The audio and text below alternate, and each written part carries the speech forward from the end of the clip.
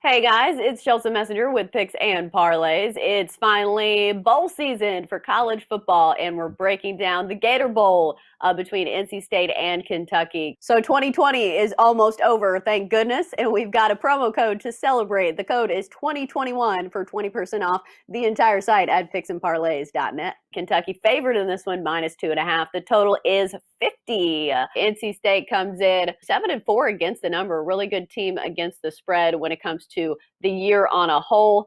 And then we've got Kentucky 4-6 overall, 4-5-1 against the number. I didn't mention NC State's overall record. They're 8-3 straight up. Right. So I don't know if I said the total. The total's 50 in this one. We've got Chip Chirimbes here to break it all down for us. Chip, initial thoughts when you see NC State and Kentucky going head to head in the Gator Bowl? My initial thoughts, this is the don't make sense game of the year, where we have a team like Kentucky who's 4-6. Doesn't even belong to the Bulls if it wasn't for the virus this season.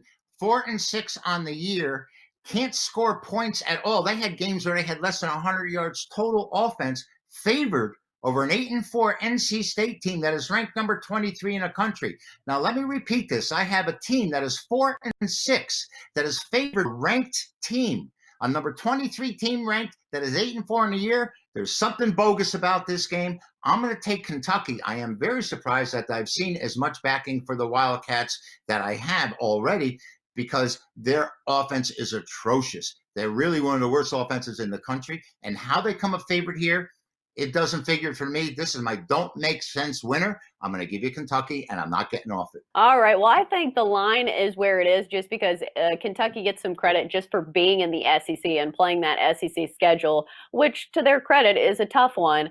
But I like NC State here just because NC State's offense is an offense I would rather trust over this Kentucky offense that has been very bad, very one-dimensional when it comes to this Wildcat offense. They have not been able to throw the ball very effectively.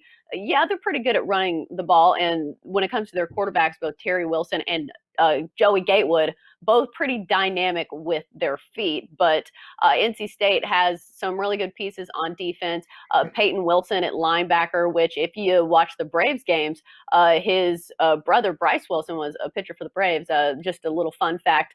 But also, they have one of the best run stoppers in the entire nation.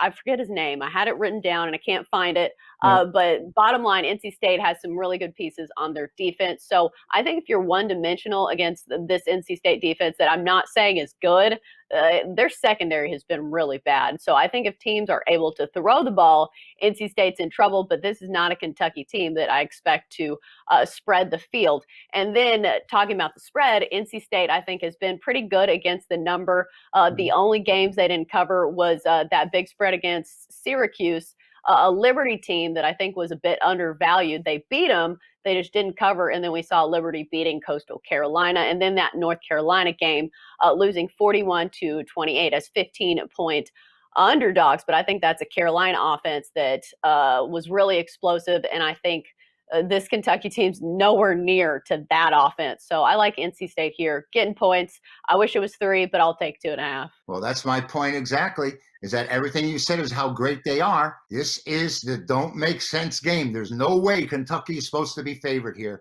The odds makers knows more than I do, and I think he knows more than everyone else out there.